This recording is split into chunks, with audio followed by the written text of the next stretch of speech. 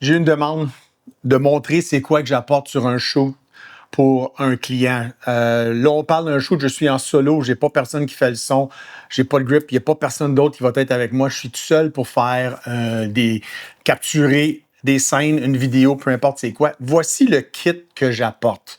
La première chose, c'est des batteries. J'ai mes batteries pour mes caméras Sony. J'ai des batteries V-mount. C'est toutes des batteries que je m'assure d'avoir avec moi. J'ai ma Sony FX3. Je ne peux pas vous la montrer. Je shoot dessus en ce moment. Il y a sa V-mount dessus. Il y a la poignée. J'ai aussi mon moniteur qui enregistre tout. En backup, j'apporte tout le temps une FX30 avec sa propre lentille. J'apporte aussi ma A7 III.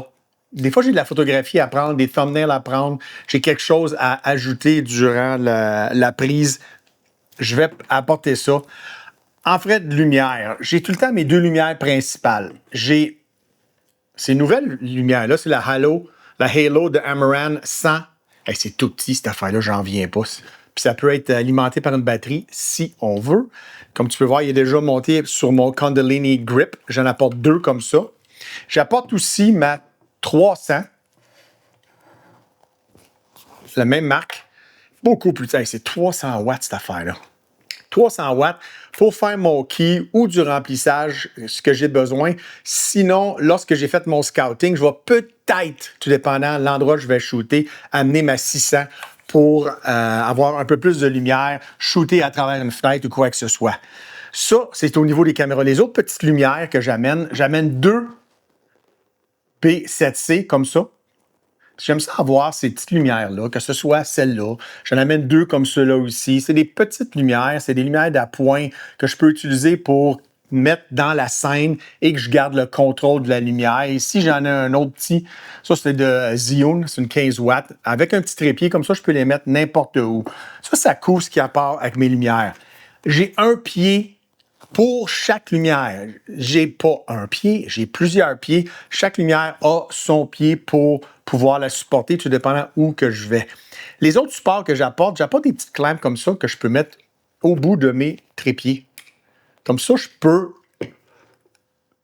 clamper, que ce soit des diffuseurs, que ce soit mes modifieur, que j'amène un modifieur qui est j'amène deux fois des diffuseurs, des 5x3. J'amène aussi un backdrop noir d'un côté, blanc de l'autre. Donc, je peux l'utiliser pour ramener de la lumière dans la scène, puis l'autre, je peux l'utiliser comme negative fill, qui est un 5x3. Je peux utiliser ça pour les clamper. Et j'ai ça aussi, j'en amène une tonne de ces petites grips-là. C'est cheap, ça coûte absolument rien sur Amazon. Et aussi, j'ai un softbox principal de 90 cm et j'amène aussi un dôme, aperture dome, light dome, que je vais amener avec moi. Ce que tu as en avant de moi ici, là, j'en amène deux de ça. Que je vais coller ça dans les fenêtres. Des fois, on shoot contre des fenêtres puis j'ai de la misère à diffuser la lumière. Je vais coller ceux-là, j'en ai deux. Ça coûte absolument rien sur Amazon. C'est de Newer. J'en amène deux qui va diffuser. Ça enlève à peu près un stop de lumière. J'ai parlé de mes batteries. Au niveau du son, j'ai déjà mon Rode sur moi qui est branché là-bas. J'amène tout le temps mes sans fil Rode Mic Pro. J'amène aussi mon MKE 600 avec mon Dead Cat. La poignée est déjà sur la caméra pour capturer mon overhead. J'amène toujours. J'amène tout le temps un dôme. Un avec son grid de 30 degrés que je peux mettre en avant lorsque j'ai besoin de concentrer ma lumière. Il y a des systèmes que je ne passe jamais sans ça. C'est pour mes couleurs. Très important. Puis en parlant d'exposition et les couleurs, mon pose mic, je l'apporte toujours, même si sur mon moniteur Ninja, j'ai mes fausses couleurs EL Zone, donc je peux voir en stop mon exposition. Au moins, avec ceci, je peux m'arranger de bien m'ajuster, surtout quand il faut que j'aille mesurer un mur d'en arrière, ces choses-là. Ça, c'est tout l'équipement que j'amène, pas plus. Je fais tout le temps du scout avant pour savoir où je vais aller tourner, pour ajuster ce kit. Mais ce kit-là réside, je vais vous le montrer après, tout ce qui est caméra, équipement, lentilles, va rentrer dans mon case Nanook. C'est mon case 935 pour mon équipement vidéo. Puis toute ma lumière, j'ai une vieille valise que j'utilisais avant pour faire du voyage, pour une valise carry-on, que je mets toutes mes lumières. Regarde, la grosseur des lumières, est-ce qu'ils sont rendues si petites? Ça fonctionne, mais ça rentre bien à l'intérieur. Donc, je peux mettre tout.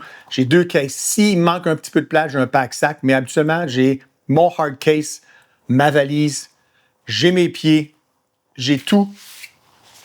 J'ai mes diffuseurs 2 fois que je vais amener et j'ai mon background blanc et noir que je vais apporter aussi pour ajuster, soit bloquer de la lumière ou bien rajouter de la lumière dans la scène. Une autre chose que j'amène tout le temps, c'est, vous allez le voir, là, c'est mon iPad. Je suis en train de le rouler en ce moment-là. Ça devient le moniteur pour le client lorsque je fais un tournage. J'ai une connexion directe de ma FX3 sur le Monitor and Control app de Sony sur l'iPad. Comme ça, je peux voir, le client peut s'ajuster directement ici pour faire me donner un commentaire, il peut approuver ce qu'il voit, l'éclairage, la mise en scène, puis tout ça peut être fait du iPad. Ceci est tout ce que j'apporte par rapport à mon équipement en solo pour faire un shoot. Vous avez des questions? Lancez-moi là en bas, ça va me faire plaisir de pouvoir vous essayer d'éclairer un petit peu plus, éclairer un petit peu plus sur ce que j'apporte pour un solo shoot.